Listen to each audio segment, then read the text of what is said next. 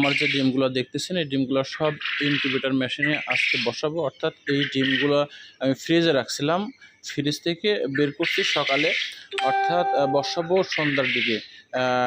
সন্ধ্যার দিকে এজন্য বসাবো, ফ্রিজে রাখলে দেখেন এই ডিমের গোটা শরীর ভেজা ভেজা।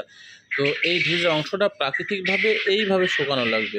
যদি এই ভেজা অবস্থায় ইনকিউবেটর মেশিনে বসানো যায় তাহলে ক্ষতি হবে এবং সেই সাথে আপনার বাচ্চারও সমস্যা হবে, যার জন্য প্রাকৃতিক আবহাওয়াতে এইটাকে একবারে শুকিয়ে নিতে হবে। কারণ আপনাদের মেসেজটা এই জন্য দিচ্ছে, অনেকের এরকম ভুল করে থাকেন।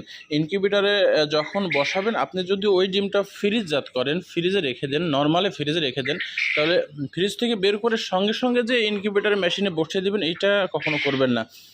আপনারা ফ্রিজ থেকে বের করে প্রয়োজন হলে আজকে যদি ইনকিউবেটরে বসান, গতকালকে আপনারা ফ্রিজ থেকে বের করে রাখবেন। অর্থাৎ বাহিরের প্রাকৃতিক যে বাতাস আবহাওয়ার সঙ্গে এই ডিমের যে ভেজা অংশগুলা, এই ভেজা অংশগুলা এগুলো যেন সব শুকিয়ে যায়, তারপরে ইনকিউবেটরে বসাবেন, তাহলে আপনার পাখির এবং ডিমের উপর প্রভাব পড়বে না।